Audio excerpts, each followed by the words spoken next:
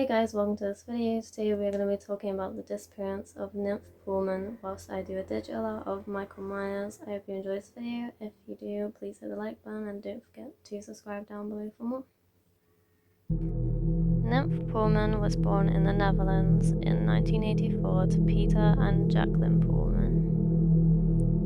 Her mother described her as an empathetic child who had no problem defending herself when needed. She treasured family adventures and visited every zoo in the Netherlands. On November 28, 1991, Nymphe, 6 years old, and her father visited a local supermarket in Richelieu, Groningen, where the family resided. Peter got into the vehicle after shopping, but Nymphe asked if she could walk the short distance to their home. He said yes. After all, it was the middle of the day and a safe village, or so her father thought.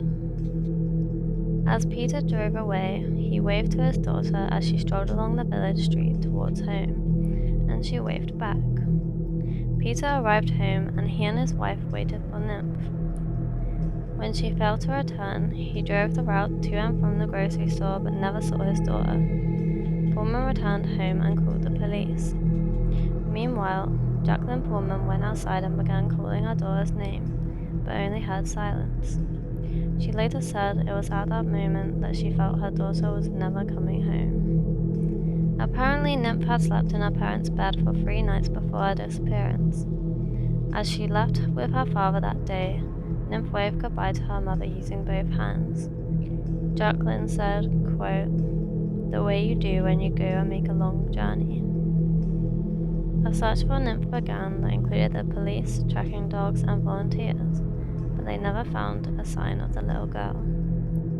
The Poolmans appeared in Dutch media to try and bring awareness to her disappearance, which ultimately garnered considerable publicity. Unfortunately, they were immediately under public scrutiny and accused of being odd or talking strangely and distantly when discussing Nymphe. Regardless, they desperately wanted to find their missing daughter and the persons responsible for taking her. Several months later, in 1992, authorities got a break in the case when German paedophile George Adler, then 29, confessed to abducting, raping, and strangling Nymphe. Adler claimed he placed her body in an oil barrel that contained garbage. The barrel was transported to England and its contents burned in an incinerator, but the police never found Nymphe's body. Adler slightly changed his story. He claimed the little girl died in a car accident after he sexually assaulted her, but later recanted this statement. He had a criminal history of raping children and reportedly knew details of a hair-clipped Nymphe for the day she disappeared. However, he gave incorrect information about her clothing. Nymphe's parents challenged Adler's confession. Her father appeared in court and said a few people had seen his daughter the day she vanished, but the Dutch police refused to pursue this matter. Jacqueline Poolman stated that a reliable person told her they saw Nymphe walking on the road after the time Adler said he abducted her. There were also a couple of sightings of the little girl in the Netherlands and abroad. A woman who worked at a food stand in The Hague claimed she sold fries to Nymphe. 5 men accompanied the girl. Another witness stated he was traveling through Germany and saw Nymphe at a car park with 2 men, 2 women, and a few children. This sighting held some weight because Richelieu sits near the German border. Early in the investigation, Dutch police believed Nymphe's kidnapper might have taken her into Germany. Because of the sightings, Poolman and his wife refused to believe Adler killed their daughter, and they felt she was still alive. Furthermore, the police had no physical evidence linking Adler to Nymphe. Apparently, there was also no body, no forensic DNA traces, or anything of the likes.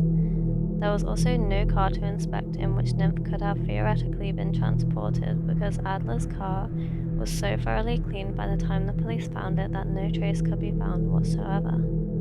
A German judge sentenced him to 11 years in prison plus mandatory psychiatric treatment upon release. Dutch police were convinced Adler had killed Nymphe, so they closed the case. A well-known detective named Peter R. de Vries became involved in the case. Shortly after her disappearance, he featured her case on his Crime Time show and met the Poolmans.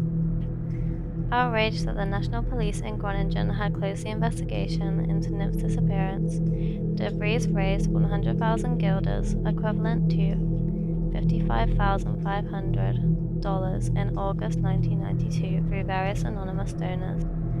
De Vries believed that if the Poolmans offered a large reward, it would bring about new information leading to Nymphe's disappearance. But the reward angered police, and then a public prosecutor said that it would only bring forward money-hungry figures. Sadly, July 7, 2021, De Vries was shot 5 times in the head at close range and died 9 days later in a hospital. When the Pullmans learned De Vries had been killed, they were profoundly shocked and saddened and felt there was no one left to stand in their corner. While he had eventually distanced himself from Nymphe's case, he remained in contact with her parents and had formed a bond with them. The Pullmans believed Adler did not act alone, but instead on behalf of a child trafficking ring targeting their daughter. On the other hand, De Vries felt Adler worked alone in kidnapping and killing Nymphe, but his belief did not cause any rifts with the Pullmans. Poolman continued investigating his daughter's disappearance for 15 years. During that period, he had collected several boxes of documents from the investigation, but a few years ago he stopped and banned the entire collection, saying he needed to, quote, move on with real life. It took Jacqueline Poolman 4 years to accept the loss of her firstborn. She eventually gave birth to another daughter, Elaine, who strongly resembled Nymphe.